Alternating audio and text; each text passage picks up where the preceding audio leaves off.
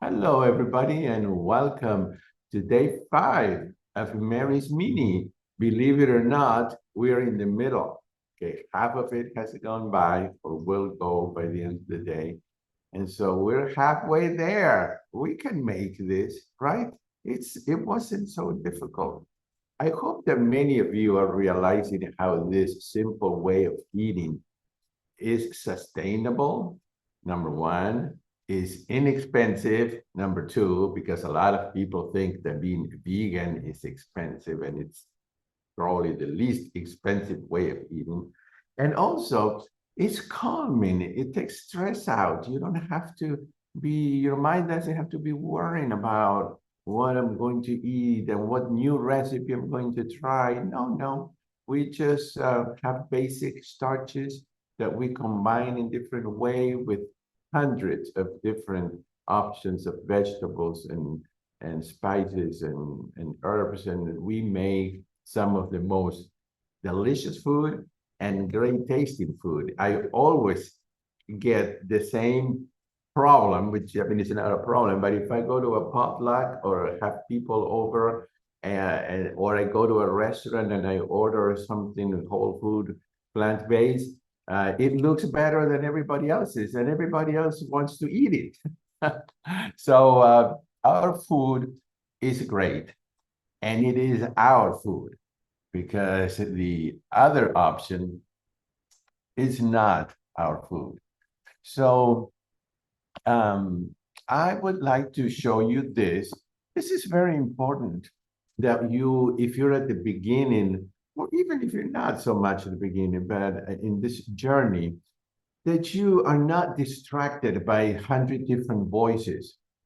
Many voices in the whole food plant-based world agree on most, and others don't, and they create a lot of confusion. And sometimes it may be lack of knowledge or misinformation. Sometimes there are financial interests behind it. Focus on Dr. McDougall, who is the pillar of this movement. Every other doctor looks up to him as such. So here is what I believe is the book that everybody should have, the Starch Solution. You can have it in paper. You can also have it in electronic form. If after doing the Starch Solution, you arrive to a kind of a plateau point, then you want to go to the maximum weight loss, which is more like what Chef AJ does and more like what True North does. It just there are a few changes so that you can finally lose those last few pounds. And then one of the last books, if not the last, that he wrote is The Healthiest Diet on the Planet. He was writing this while we were doing our weekly webinars that we did for years. And he was telling me how he had to fight, literally, to put in the middle of the book, this book, the picture book. He said that he, even though he was offered a good amount of money, he was not going to be swayed by that. He said to the publishers, if you publish this, we go ahead and publish the book. If you don't, we don't publish it. And this is just a few pages. And basically, it is all of his life's work done in pictures.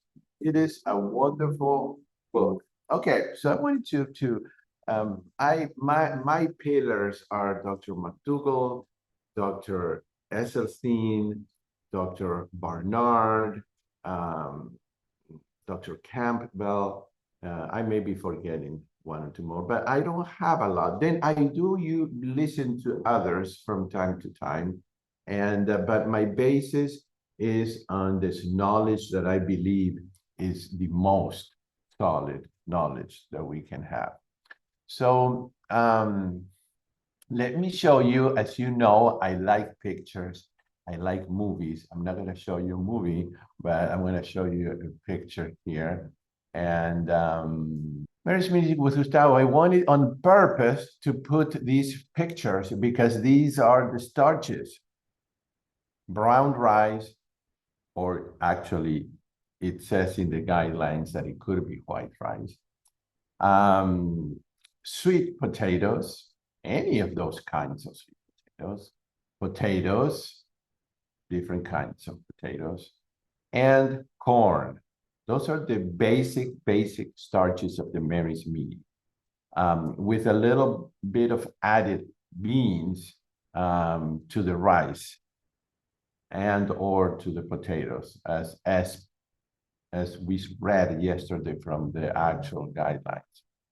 Okay, so I'm gonna start showing you photos that you sent me. This is the McDougall potato casserole that one of you made yesterday. I think it was, well, now I'm going to forget, Beth, I think it was from England. So you go to the McDougall website, like I've shown you several times now, you click on the little magnifying glass and you put potato casserole, and then you'll get this easy recipe. This is my own version of it, Gustavo's Potato Supreme. This is how we start the 7-day program that we do, and I'll tell you more about that because it is very powerful. I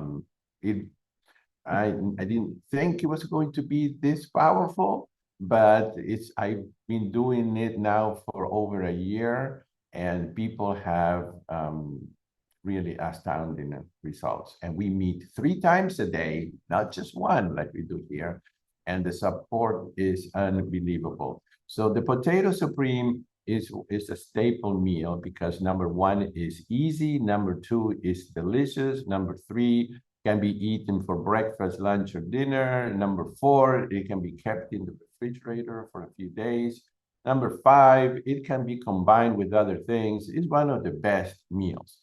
4 ingredients: potatoes, onions, garlic, and parsley. And if you want, you can add some red bell peppers, but that's it. And it's just cooked by itself in a few minutes. Another person here sent me this amazing picture. I just want to reach there and grab some potato wedges.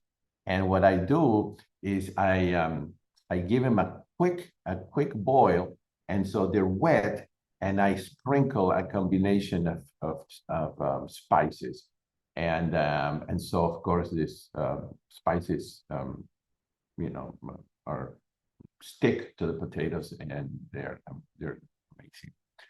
Okay, very simple meal. One of you sent me just mashed potatoes and Brussels sprouts. Yes, I eat that. I love Brussels sprouts, and that is a very delicious meal because both of those things have very distinct flavors and textures.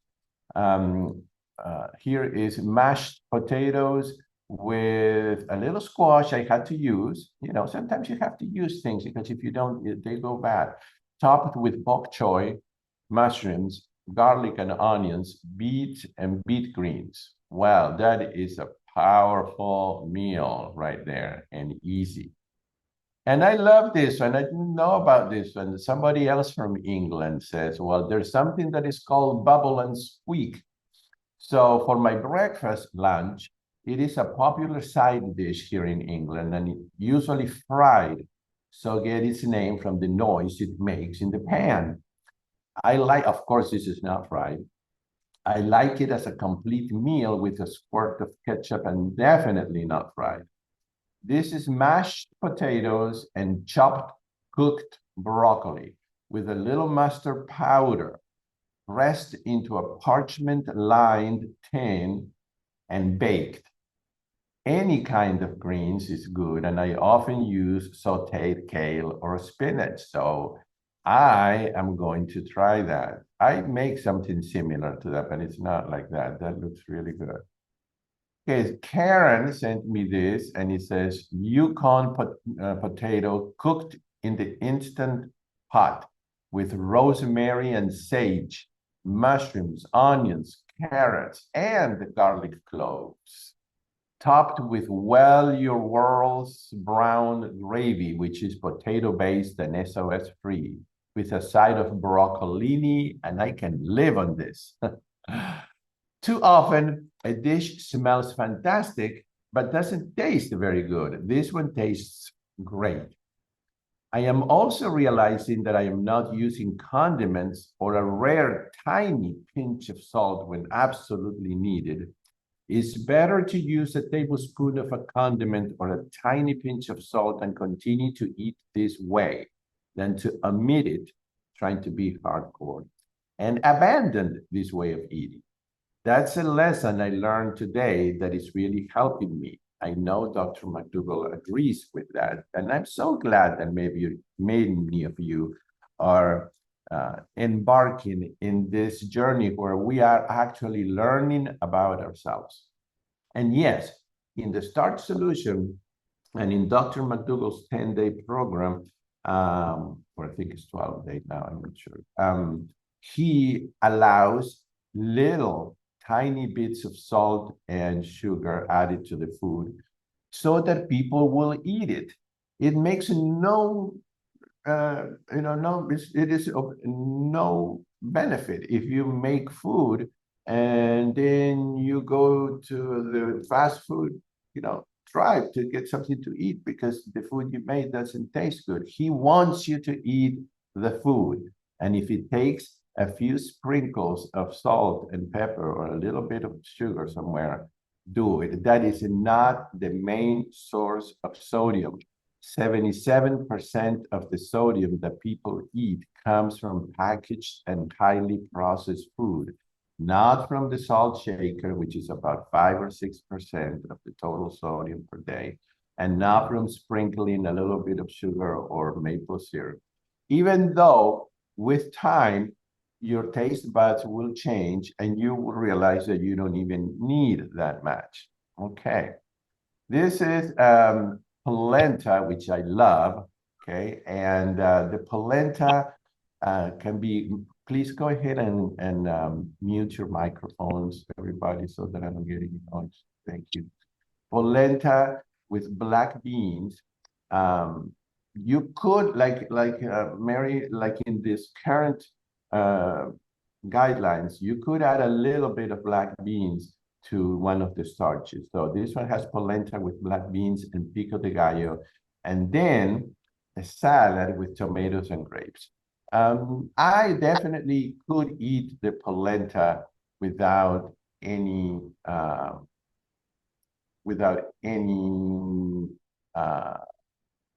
sorry, I was doing something else in the screen, without any beans. Okay, this is my grandmother's. Many of you know that my grandmother was my angel in life, my dear grandmother, my mom's mom from Spain, and she made this Valencian rice, which is pretty much what you see here, but of course she added some chicken. My mother and I, who are both of us are whole food plant-based, have reworked this recipe, and this is one of the most delicious rice recipes that you will eat, I think. It is just a little more elaborate than others, and it is included in my upcoming book. So I hope that you will get a copy of the book. Okay, I experimented one day and I made what I call a potato pie, and it looks good and it tastes good. What I did was I made my mixture, my green mixture, and then I made mashed potatoes, and I started making layers. And potatoes and greens, and then potatoes and some sauteed mushrooms and caramelized onions, and potatoes and more greens, then potatoes and some sun-dried tomatoes. And then I finished it with slices of tomatoes on top, and I baked it. And it was amazing. And these are my crunchy potato balls, which have a surprise in them, because when you bite, it has a creamy inside with them, with a mixture of greens. All right. This is my grandmother's crunchy, because on the top it's crunchy and creamy inside baked polenta. It is truly, that's another amazing meal that I make. It's a very comforting food and warming food. It's perfect for winter. And this was my lunch yesterday. I actually remembered to take the picture. That was my hash browns that I had for breakfast with broccoli. And then for lunch, I had the same hash browns, but this time with my green mixture, which was onions, garlic, Swiss chard, and chopped mushrooms. A reminder that the sweet potato is a superfood, just like the potato is, because of all of this. In case you haven't seen this, you can bake it, you can mash it, you can soup it, you can salad it. It just has every. It's a complete. Vegetable. Okay. All right. And if you didn't know this, this is what oil does to food. There is as much fat in one French fry as in an entire potato. Choose wisely. A regular sized potato has 1% fat, and it is unprocessed. It's not fried. And one tiny little fried potato has 1 gram fat as well, perhaps a little more. So that is why we don't use oil unless you want to gain weight. And worst of all, if it's fried, because it has free radicals and many other things that with time will destroy cells. And it's the beginning of many diseases, including cancer. Okay, so the humble potato, and I call it the sexy sweet potato, are your lifelong friends. There you are. These are your friends. These are not your friends. They're not your food. It is not my food. This looks repugnant. I mean, the way it is, looks disgusting. Unless it is cooked and unless it has tons of other sauces and condiments, most people will not be able to eat this, even if it's boiled, okay? It's not your food. These are poisons, literally classified as poisons, as Dr. McDougall says. People suffer, like Dr. McDougall explains in the book, The Healthiest Diet on the Planet. People today are suffering from food poisoning. And dairy is meat concentrated and is truly poisoned. It's not your food. Don't eat it anymore. Okay, and this is our saying, okay? This is Shada and my saying and many other people saying, whether it is in the world of food or if you're trying to achieve a degree or open a business, I mean, whatever it is much better to get to your goal if you take tiny steps at a time, like that guy climbing the stairs, one little step at a time, he or she got up there. The one that wants to take big steps, unrealistic goals, is still there, trying to get to the first step. So we always say one meal at a time, one bite at a time. And now here comes everybody. You're the first to see this. The first to see this. The cover of our new book and our first book is called Live Your Healthiest Life, One Bite at a Time, One Meal at a Time. Sheila Soleimani and Gustavo Tolosa, your international whole food vegan weight loss cookbook with Glenn Mercer and the foreword by Chef AJ. This is coming up in the next couple of months, and I'll let you know when. You're going to love this. This is a very different cookbook because it tells the story of Shada coming from another country, Iran, and from me from Argentina, and how we arrived to the wonderful United States and made it our home. And how, while we're telling our stories, which are full of adventures, there are recipes immersed that. And then at the end of the book, there is a bunch of recipes from her culture, from my culture, and then from the US and other countries, all full of flavor, comforting, and all of them whole food, plant-based, SOS free.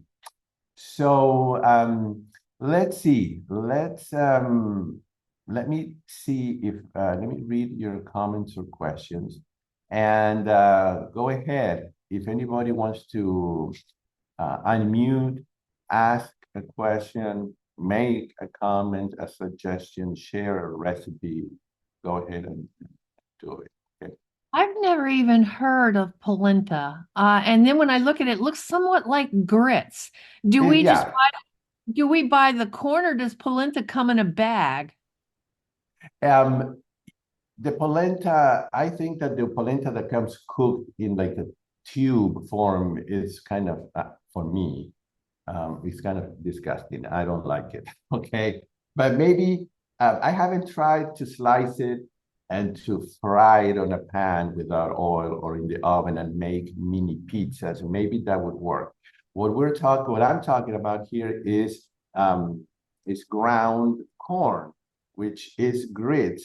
But polenta is a little different. Polenta comes more from Italy, and polenta is a little finer. The grits, I believe, because I've tried both, are more coarse. And So yeah, do you buy it in a I'm not getting how it's made. How does it get to be the creamy it's consistency? well because What let me form do you see. buy it in? Okay, hold on. Let me just show you. This is a bag of polenta. Bob's Oh, red one. Bob's. Hi, Bob's. Yes, I'm familiar with Bob's, but I didn't see that. Okay, corn grits, also known as polenta. Got Yeah. it. I love it. And Okay, thank on the bag, you. it tells you even Okay, you how see, to cook it in the pressure yeah, cooker. right. I Oh, it's bought the this pressure one. cooker. Oh, I bought this one in the US. I bought this one here in Argentina, and it's fabulous. this one is open. This one, so I can kind of show you like that. Oh, It's okay, corn. great, great. Okay. I've What never experienced it. what you do, you can cook it in the instant pot. Um, I haven't, but you can. So you follow pretty much the directions in the package. It's usually like 1 cup of polenta and then about 2 cups of water. The thing is this. This is what I learned from my grandmother. You put the water first and you let it boil. Then you lower the heat to, low, and you start sprinkling the polenta gradually while you're stirring it. Otherwise, you'll get lumps. And you can add, while you're stirring it, you could add a little bit of oregano or something else, or just or garlic powder or nothing. And you stir it and stir it. Usually, it doesn't take a lot of time to cook, but go ahead because different brands have different directions. It may take 5 minutes, it may take 1 minute, it may take 10 minutes, but it becomes very creamy, just like in this picture. Wow. And Yeah, yeah, sounds good. it is almost too good to be true. At True North, True North is a very hardcore place. I was surprised last time when I went there that they had polenta for breakfast, polenta mixed with fruit.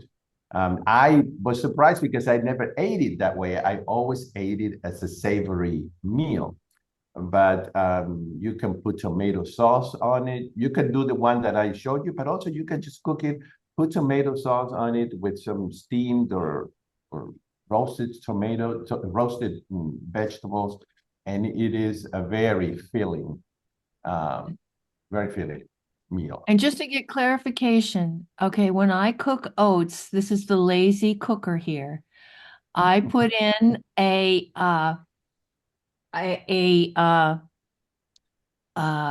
cup of water. I bring it to a boil. Then I pour it into the pot, the separate bowl where I have my oats. I put a lid on it and wait 10 minutes, and then I eat it. You cannot do that with polenta, right? You can, yeah, you can do that with polenta. Oh, okay. So it's that Yeah. easy. Yeah. Okay, Well, thank you. now I'm reading the directions here, and it says 3 cups of water and 1 cup of polenta. And and then in this one, it says see, 2 cups. It depends how much you want to make. In this one, it says 2 cups. Okay. Oh yeah, this one says 6 cups of water and 2 cups of polenta. Oh, so it's the same ratio. Yeah, it's the same ratio. Okay, so yeah, Right. yeah. Thank you. And This is Bob's, this is a ahead. 1996 cookbook. It has a baked polenta in it that you just mix it up and put it in the oven. I'll Mhm. send it to Gustavo and he can share it. What I suggest, this is the recipe that I was telling you about. You make the polenta, but you have to make double because otherwise it won't be enough. And then on a glass pan, you put tomato sauce at the bottom, just a little bit so that it won't stick. And you put a layer of polenta already cooked, okay, and you spread it. Then the next layer is going to be some kind of green mixture like the one that I've shown you, or you could just make up something like red peppers, green peppers, yellow peppers, and onions, saute, you know, something in there. Then you put another layer of polenta, then another layer of maybe saute spinach or kale, and then another polenta. And then when you finish it, you put more tomato sauce, and you might want to put a little bit of nutritional yeast. And you bake it at 400 in the oven, uncovered so that the top will get crispy. And you just watch it. It's probably going to take, everything is cooked already. So you just making it crispy. So you probably, will check it after 30 minutes. You want it to be nicely browned, but obviously not burned. And so you cook it. Sometimes it takes 45 minutes, sometimes it takes 30, but you'll just watch it and then you'll take it out. You let it cool for a little while so that when you cut it, it will keep its shape. And yeah, it's to die for. But this is, if you're doing Mary's Mini using corn. So let's make sure that you're not going to do this today. If you chose potatoes or rice, you're gonna have to stay with that. Okay, you can do this after the 10 days. Okay. Any other questions, comments? Okay, let's see if I have time. Okay, I see something here that I know. Lupini beans are delicious. Gustavo, are lupini beans okay on Mary's Mini? 1 cup water.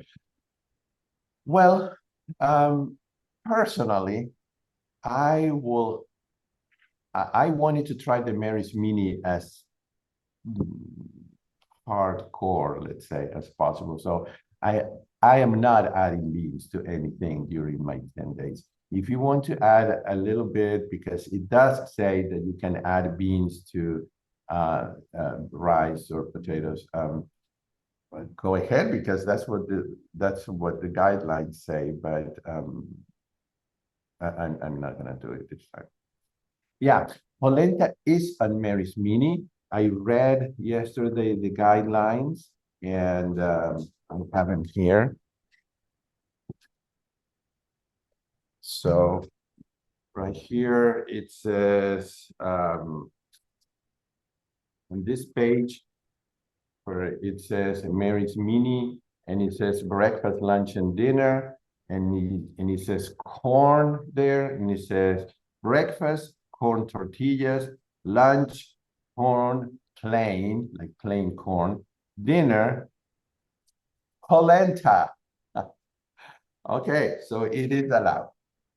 All right. Let's see, anything else here? I made polenta, very good. Okay, let's do this topic that I'm going to mention now is one that comes up over and over and over again, because of course there are always new people who join, and I love it, and I don't ever get tired of talking about this topic. And this topic is actually, let me read it the way you wrote it, but this is a very common topic. I have noticed my glucose spikes are way too high for optimal metabolic health. Well, first of all, what is way too high? I would need to know. My nutritionist, and my question is your nutritionist a whole food plant-based nutritionist who knows about this? My nutritionist in the program said I need protein before the starch to keep the spikes down. That is not totally true, okay? Have you encountered this issue? Yes, many times, and Dr. McDougall talks about this almost all the time because it comes over and over and over again. Or anybody else has had this issue? Well, we all have it, because when we eat starch, our sugar is supposed to go up. Otherwise, we would be sick. There would be something wrong with that, okay? This is normal. So what was your or their solution? Well, the solution is to never measure and don't worry about it unless you are diabetic and you have, 400 when you check your blood sugar, then you need medical attention. But let's listen. Let's go ahead. This is a short video that Dr. McDougall made, and I think it is going to be very useful, including me, to listen to this, to what he explains here. Let's see. First of all, I need to find it. Here we go. Okay. So I'm Dr. John McDougall, and this is a question that comes up an awful lot, and that is, should I be eating starches? Should I be eating foods that raise my blood sugar? And the answer is yes. The purpose of eating is to raise your blood sugar so that you have these carbohydrates like glucose to power your cells, to power your brain. In fact, there are certain cells in the body that will only live on sugar, like the cells that are present in the kidneys or red blood cells. They have to have sugar. The brain functions best on sugar. In fact, that's its preferred energy source is sugar. So you're looking to raise the blood sugar level, but some people get worried because they've been told that blood sugar rises. When you raise your blood sugar, then what happens is this is a sign of diabetes. Or they already have diabetes and they're fighting to keep the sugar down because they've been taught that the whole goal of dealing with their disease is to control the blood sugar, to manage that number. So if you make the number good, everything else will be good. Not true. You got to get over that. Let's just take the average person who doesn't have diabetes, and you feed them whatever, rice, corn, potatoes, as compared to, say, chicken and beef and so on. I mean, their blood sugars will go up higher because there are sugars in these foods, and the blood sugar is supposed to go up. And they maybe borrow their sister's glucometer, and they're checking their sugar all the time. Don't worry about it. That's what's supposed to happen. And we're talking about reasonable increases in blood sugar, like, let's just say it's around 70 milligrams per deciliter when you aren't eating. Let's just say after you eat, it goes up to 120, 140, 150 milligrams per deciliter. Your blood sugar does.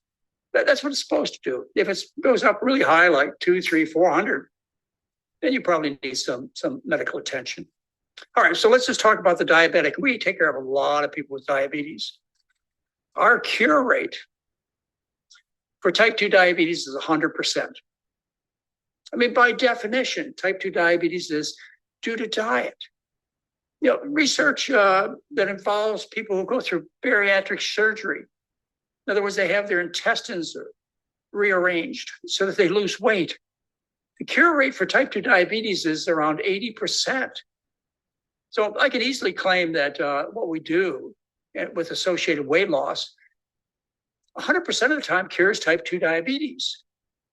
But, you know, here you are, you're a diabetic, you're totally focused on keeping the sugar normal, thinking that's the best way to solve all your problems, even though you're having hypoglycemic reactions, you're falling down, you're getting picked up for a DUI, you know, because you're having low blood sugar reactions. Even with all these things, even with all the poor feelings, even with all the frustration, even with all the guilt, you still think that the key is to keep that blood sugar normal. Well, when you first switch from animal foods, say chicken, fish, beef, pork, which have no sugar in them at all, no zero sugar, your sugars in your blood may just go up a little bit after you eat on this high meat, low carbohydrate diet. And so you listen to McDougall and you decided to substitute what you're supposed to be eating, which is rice, corn, potatoes, etc. Yeah, your blood sugar will go higher just for a few hours. Yeah, that's all. It'll come down normal in a few hours. And then in a few days, pretty soon what you find is that the total picture has improved dramatically. Your blood sugars are hardly raising at all. And you're able to reduce or discontinue your medication. And like I say, our success rate is 100%. So we get everybody off insulin and everybody off diabetic pills. And by the way, I will not prescribe diabetic pills. They're just way too toxic. Now, you know, that's type 2 diabetes. There's type 1 diabetes, which is due to pancreatic insufficiency. They call that childhood diabetes. It's due to a reaction that occurs with cow's milk protein. Let me say that again, cow's milk protein.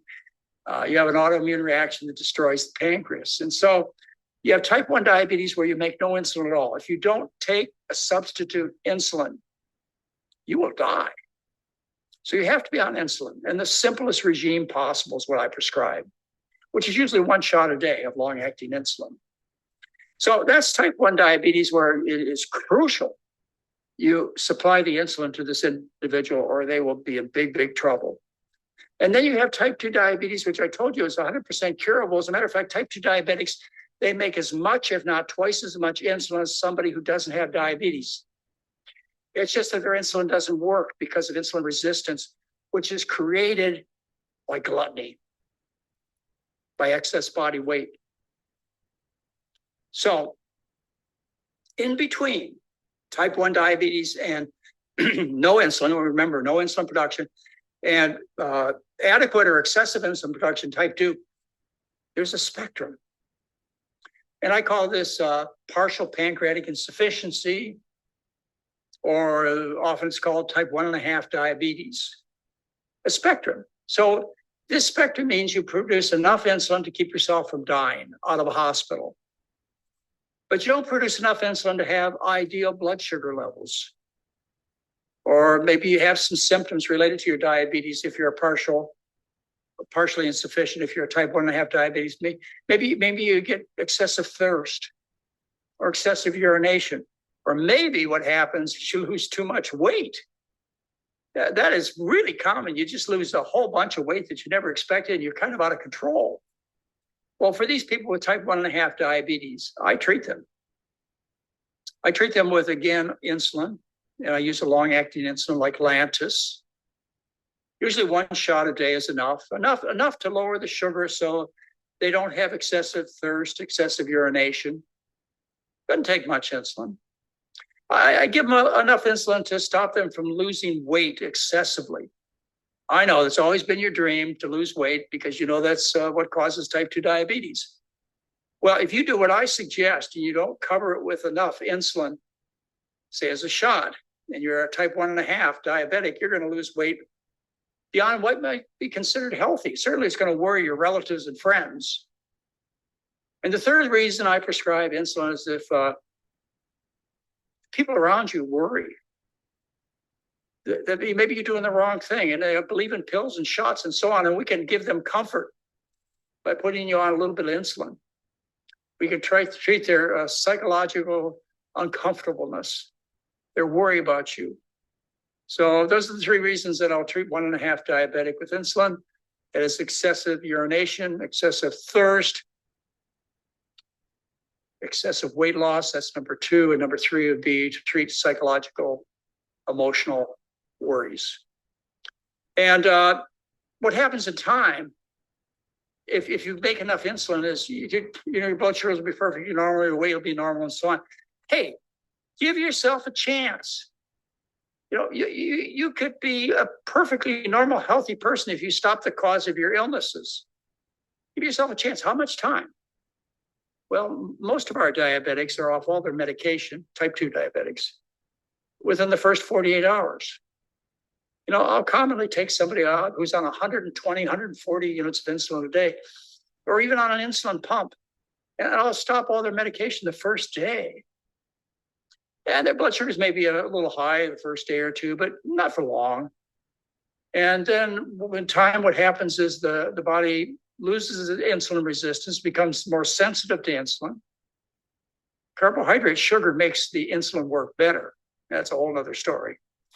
But in time, what happens is the body adjusts and the blood sugars end up lower. In fact, normal. In most cases, you can count on it if you're a type 2 diabetic, that within a short period of time, your blood sugars will be perfectly normal. That short period of time may be extended by the fact that you've got to lose some extra weight.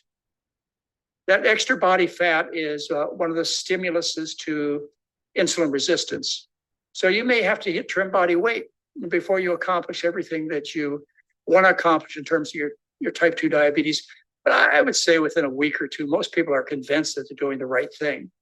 And certainly within 4 months, even if you haven't lost all the excess weight, you could see that you've stumbled on a truth that will give you a chance to have a future you want to have, of good health, of long life, of activity.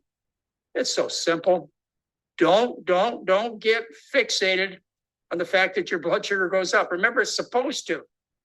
Give the body a chance to heal. This is a simple solution to problems. Just the food.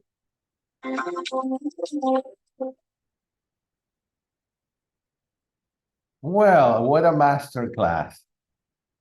10 minutes of pure mastery. I think we probably need to watch this video every single day to remind ourselves it's normal that the sugar goes up. Otherwise, there's something wrong. And also that insulin works best with starches and carbohydrates. It's the fat that is not allowing it to work. So yes, it might take a little bit longer for some people to lose the excess weight so that things will become normal. But as he said, and I saw it with my own eyes, in the first 24 to 48 hours, his patients are off medication. All right, well, very good. I will send you all the link to that video when I send you the replay so that you can have it, post it in your social media. We all need to educate. I'm not the only one. I can't do it. I need your help, okay? Send it to friends, put it on your Instagram, put it on your Facebook. I don't know, tell people about this. They need to know. Unfortunately, for whatever reasons they may be, their doctors are not telling them this basic fact, because this is like first year medicine course. All right, well, I will see you all tomorrow. Hopefully have a wonderful Thursday. Thursday? Yeah, I am just so confused. This week with my traveling and everything else, just like, wow, okay. And today is Friday, actually, 15th. Okay, I'll see you tomorrow. Thank you, Gustavo. Okay, you're welcome. Bye-bye. Take care.